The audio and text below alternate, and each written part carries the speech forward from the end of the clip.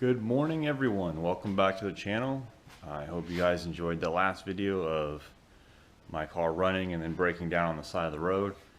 I have driven it again since, so it really was just that fuse right there. In all honesty, I think that fuse is still too small, but at least I was able to move the car around and take it for a short drive and everything's good there, so I'll worry about that later. On today's to-do list is going to be a little bit of fabrication work, since I kind of prefer that over some of the other stuff I've had to do for this car. I'm going to be putting in a passenger seat.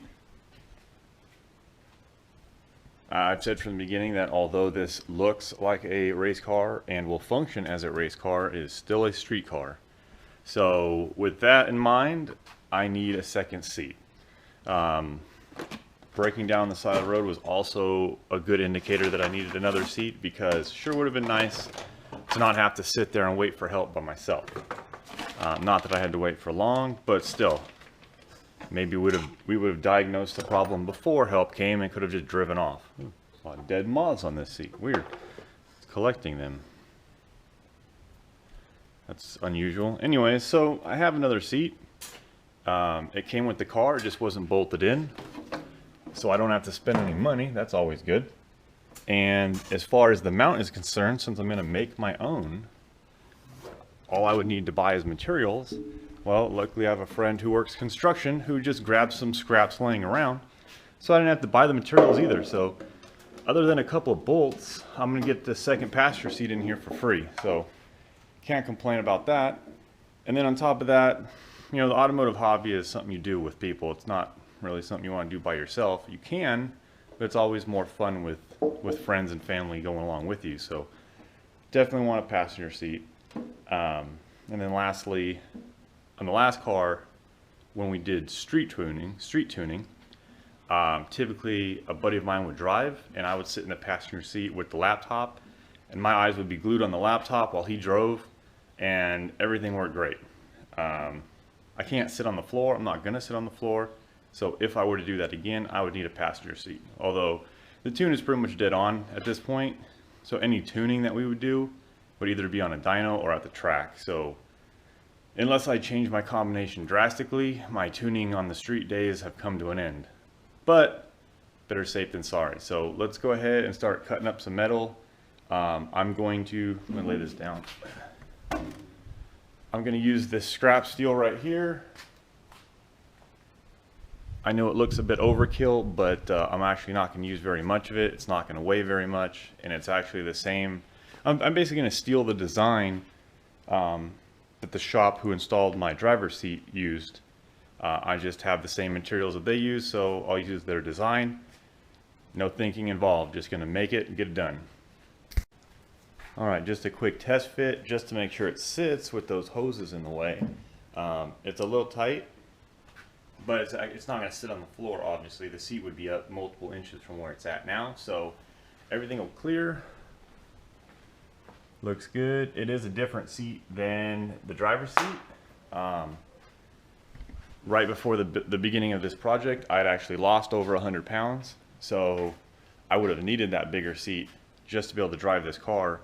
Had I not lost that weight, I actually probably would not have even fit in the big seat. If it wasn't for that weight loss. 'Cause I think I was wearing 46-inch shorts, and I think they say the rule of thumb is half your waist size is the width of the seat you're going to need. And obviously these Kirkey seats are not adjustable, so it would have been a totally different scenario. But I'm glad I lost that weight, and now I can actually sit in that skinny little seat compared to this real huge seat. So that worked out. The little seat obviously gives me a lot more adjustability if I have to move it around.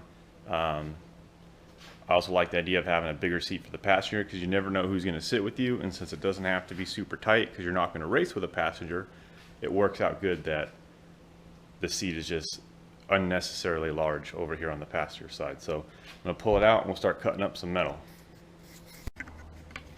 Okay, so here's the first piece. I didn't cut it, so before anyone gets upset that they didn't see me cut this piece of metal, this is just one of the pieces of scrap I was given.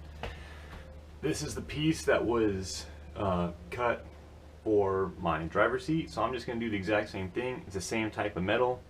I'm going to go ahead and just cut it, and then I'll drill 2 holes in it, and the front piece will be done. Very simple. It's 2 inches wide, angle iron, 1/8 inch thick, in case you're attempting to duplicate this. Alright, the other piece, the driver's side, is 14 inches. Here's 14 inches. Copy it, make it cut.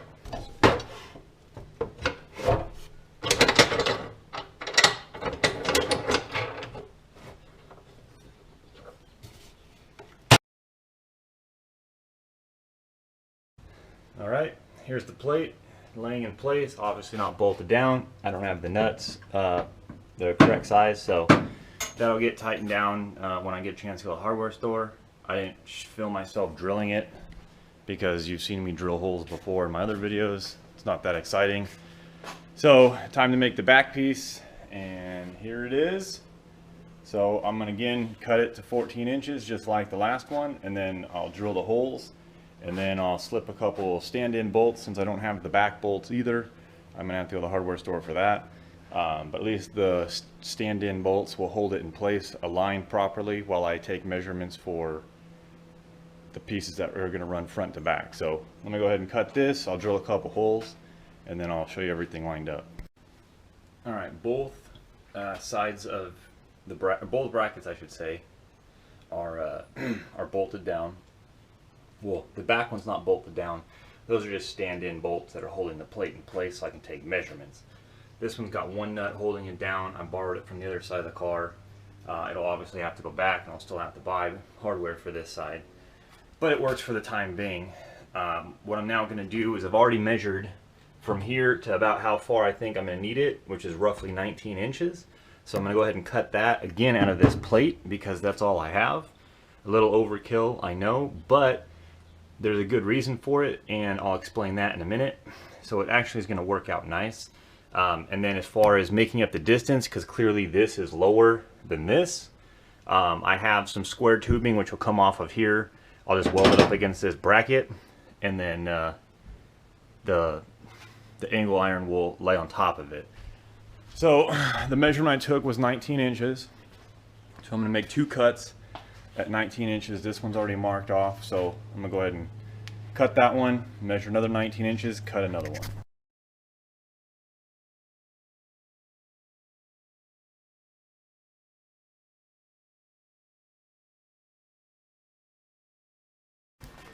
Okay, borrowed another bolt from the other side of the car and got the back plate held down in place. This one again just bolted on one side. What I'm going to do now is tack weld this piece into place. I'm not going to go like that, I'm just laying it there. I also cut this piece at about 4.5 inches long. This is going to be the rear support. So I'm going to get these pieces tacked into place, see how it looks, and if I like it, then I'll go ahead and do the other side.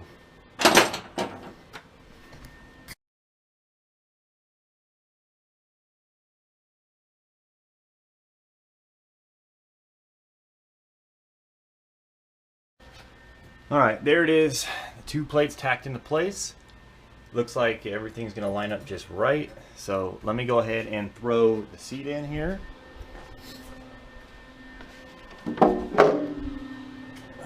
See if I can do this one-handed.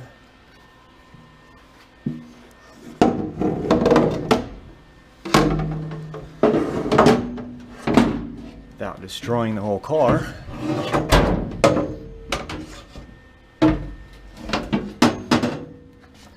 Maybe. Obviously it's gonna have to get supported from behind, but that's gonna work out real well. So I'll have to make some little brackets to go underneath because this seat isn't flat like the driver's seat is, so it's gonna take a little bit of effort to get this all lined up or sitting level and bolted. I have the bolts, I have some spacers I can make, so that's no big deal. But I said I would mention why I use such heavy gauge plate and why it wasn't really overkill. And the reason for that is because if this was just round tubing, I'd have nowhere to run the bolts through. I need a flat surface, and this creates that flat surface that I can drill holes in the seat, run the bolt through, and then I have a hole in this. Bolt will go through this. I have a nut on the back, and that's what's going to hold the seat. I have a few bolts laying around, and then I also have the material I need to create the support, the back support here as well.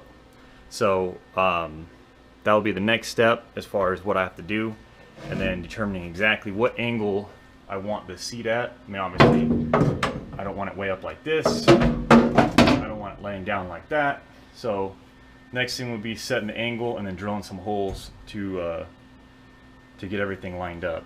This is all tacked in place. I don't really want to fully weld it until I can actually bolt it down, and I'll put some better tacks. Then after I unbolt it, I'll pull the bracket out and then fully weld it out of the car. But since everything's just barely tacked into place, I don't want to pull it out and start welding now. I want to put more tacks into it. But like I said, I want to get some more hardware on it first before I do that, because I don't want anything shifting around. Alright, I drilled some holes in the bottom of the seat. I mean, there was already a bunch of holes already there.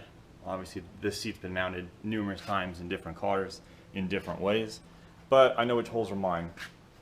I then put the seat on top of the brackets, and then with the marker, obviously just marked right through. I originally had it up further, didn't like how that was lining up, plus it's interfering with these support brackets, and I didn't want to rip those out, so I basically just slid the seat back a little bit more, which is probably I should have done in the first place, considering the passenger's going to have very little leg room with the intercooler sitting there. So this is actually going to work out better. Everything's coming together just the way it should. So I'm going to grab this seat and see if I can get it to fit in here. Oops, get this tripod open. See how this goes. This will be the first time lining it up after drilling holes.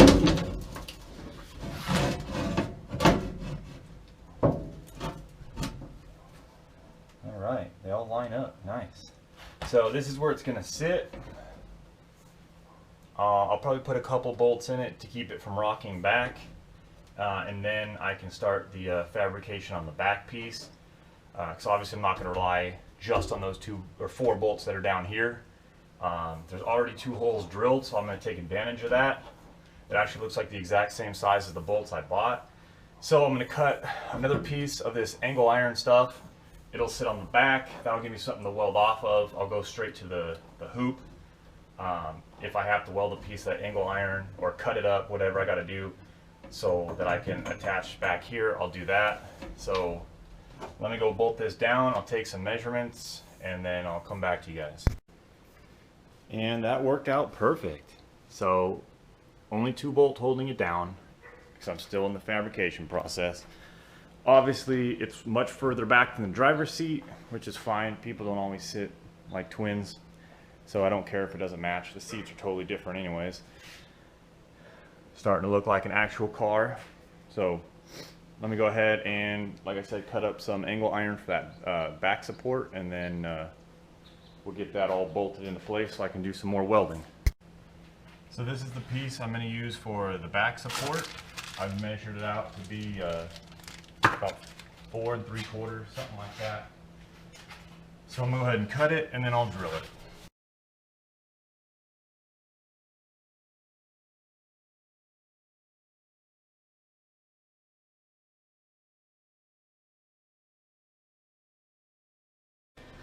Alright, so I ended up re-drilling the holes higher because if I try to use these really low down holes, they come out like right around here. The angle iron was way down low, so if I wanted to run any type of support to the cage, it would be up at an angle like this, and that doesn't really provide you with any forward and back or lateral, I guess, support. So I didn't like that idea. So I re-drilled it to move the bracket higher, and then by total coincidence, I'm going to tell everyone I designed this way if it ever comes up, but by total coincidence, the bracket actually lined up perfect with the cage. I didn't have to cut it, modify it, anything. So it's tacked into place. The seat is rock solid. I can probably jump in there without breaking anything. Let me see if I can do that. Should hold my weight. Even though nothing's fully, oh yeah. Yeah, there we go. Nice and solid. So this will make a good passenger seat. This is digging into my leg, but obviously my ground strap won't be there when I'm driving down the road. Let's get that out of here. Much better. I do have some leg room. I'm 5'10". If I'm bringing my wife with me anywhere to a show, she's 5 foot even, so she'll have even more leg room. This thing is solid in there. It's not going anywhere, so I mean, I don't care if the passenger puts their feet up on it. It doesn't matter. They're not going to hurt anything. It's not going to affect the car. So yeah, that came out great. I wasn't expecting it to line up so perfectly when I started this project, but I'm glad it did. So all I have to do now is pull everything out, finish weld it, go to the hardware store, pick up some nuts and bolts. I know we're probably going to leave the house here in a couple hours, or that's the plan at least. So I'm not going to run out and do it now while we're out. I'll get it later. So I'm going to end the video here, since, like I said, there's really nothing but bolting it back in after it's finished welded. So you already see the finished product. This is what it looks like with it in. Obviously I'll make a little bracket to hold the race seats. I do have a set that are red. They'll match the driver's seats. Because they're only just the passenger seat for driving down the road, they're only 2 inches wide, where these are 3 inches wide. So they're not a perfect match, but like I said, I don't race with a passenger, so they don't need the full 3-inch wide seat harness.